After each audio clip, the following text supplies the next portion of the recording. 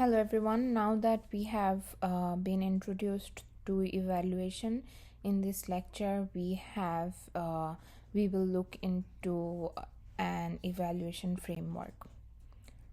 So designing useful and attractive products take more than creativity. It demands a thoughtful process of evaluation. As ideas evolve from sketches to prototypes, iterative design and testing cycles help ensure that each version aligns more closely with user needs. A key challenge for evaluators is knowing both what to test and when to test it.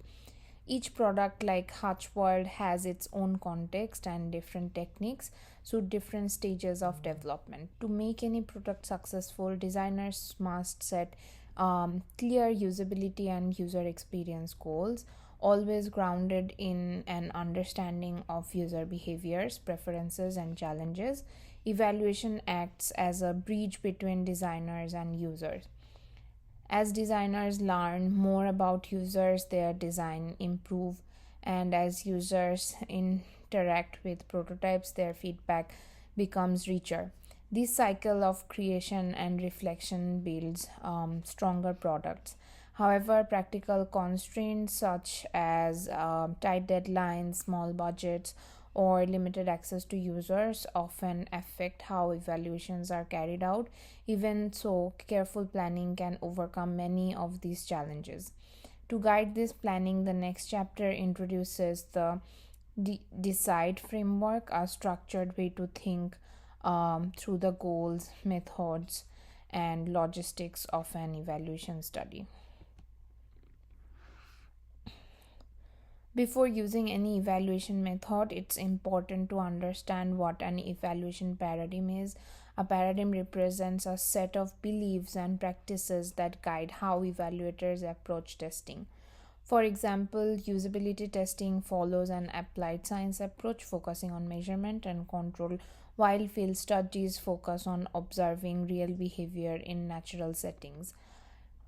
User studies, whether in labs or real environments, help reveal how people actually interact with technology. Every paradigm offers a different lens, quick and dirty. Methods give fast feedback, usability testing measures performance, field studies explore natural use, and predictive evaluations rely on expert analysis. Knowing which paradigm to choose depends on what you want to learn and the product stage of development. So, usability testing is one of the most structured and measurable forms of evaluation. Here, typical users perform realistic tasks while evaluators observe, record, and analyze their behavior.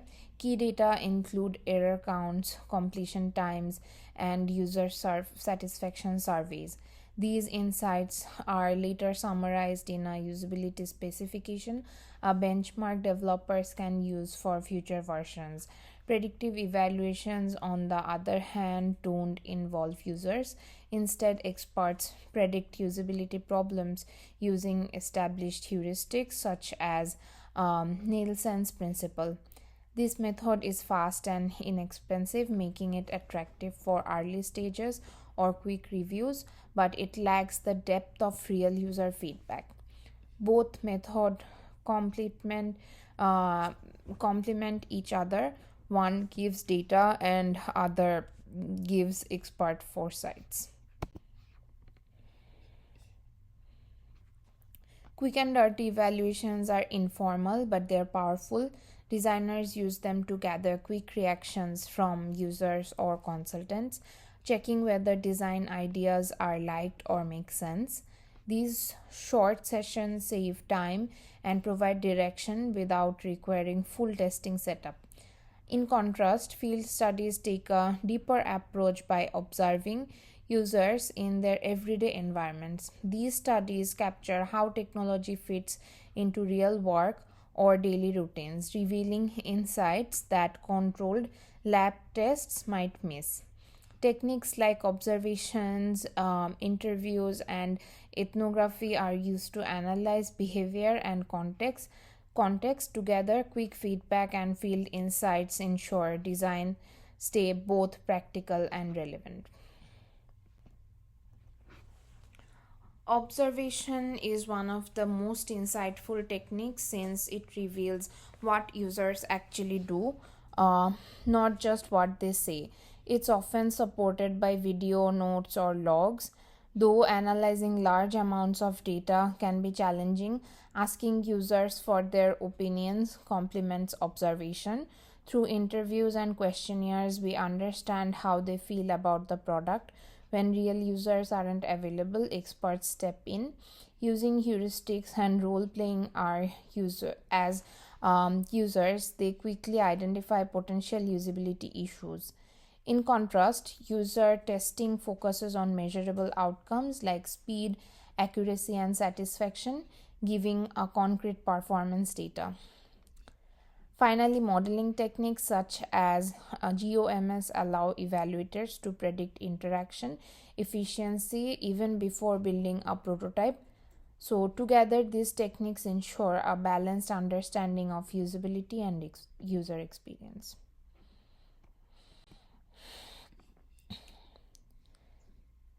The decide framework helps evaluators organize their work from start to finish. It begins with defining what you want to learn, your evaluation's overall goal, and then moves to framing specific focused questions. Once these are set, the next step is choosing the right method and paradigms, whether usability testing, field studies, or expert reviews. Practical issues like selecting participants, managing time, or ensuring accessibility must also be considered, followed by ethical decisions such as obtaining consent and protecting privacy. Finally, the collected data must be interpreted and presented carefully so that the findings guide design improvements. Overall, decide keeps evaluation structured, consistent, and aligned with the user centered design principles. The first step in any evaluation is defining why we are doing it. Goals shape everything from methods to outcomes. For instance, a company might want to understand user needs, refine an interface, or see how new technology changes the workflow. Each goal requires a different evaluation approach. Once goals are set, we translate them into specific answerable questions. These questions guide data collection. For example, if users avoid online ticketing, questions might include whether they trust the system or find the interface confusing. Breaking questions into subpart like checking response time, navigation, or terminology. So these helps evaluators get clear and actionable findings.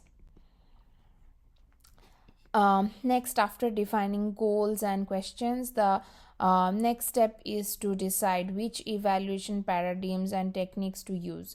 Some studies might use usability testing, other field studies, or expert reviews. Often, combining methods known as triangulation gives a more complete picture. However, planning also means tackling practical realities. You need to recruit the right participants, ensure proper facilities and equipment, and plan within time and budget limits. Evaluations must also match the team's expertise. Using a complex modeling technique without trained analysts would be impractical. Good evaluators balance specific rigor with what's realistically possible. Ethics are central to responsible evaluation. Participants contribute their time and trust, so evaluators must protect their privacy and dignity. Professional codes, such as those from the ACM, emphasize informed consent, confidentiality, and voluntarily participation. Participants should always know what to expect, how long the study will take, what data will be collected, and how it will be used. Personal details like name and or demographic traits must never appear in reports without the participant's permission. Even quotations must be anonymized to prevent identification. Paying participants also acknowledges their contribution and creates mutual respect. Ultimately, ethical evaluation is built on empathy and fairness, ensuring that all participants are treated with the same respect we would expect for ourselves. Um, Once evaluation techniques are chosen, the next step is deciding what kind of data to collect and how to interpret it. The data you gather should align with your goals. Quantitative data like task times can be analyzed statistically, while qualitative data from interviews must be interpreted carefully. Every evaluation must consider five important aspects. Reliability ensures consistent results if repeated. Validity confirms that the study measures what it's meant to, and bias reminds us to stay objective. Since phrasing or evaluator behavior can distort findings, scope defines how widely results apply, while ecological validity ensures findings reflect real world use rather than artificial lab behavior. Balancing these aspects make the data trustworthy and meaningful.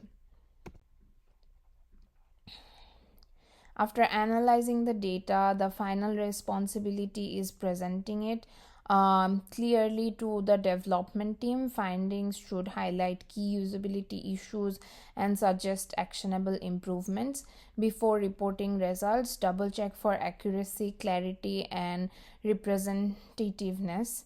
A pilot study is a vital preparatory step. It's essentially a small scale version of the main study, used to ensure your plan, tools, and questions actually work in practice. Running pilots help identify confusing questions, technical issues, or unrealistic tasks before launching the full evaluation, like design itself. Pilot testing is iterative. You test, gather feedback, refine your approach, and test again. This step saves time, resources, and ensures your main evaluation runs smoothly and effectively. So that's it for the evaluation framework. I will see you in the next one.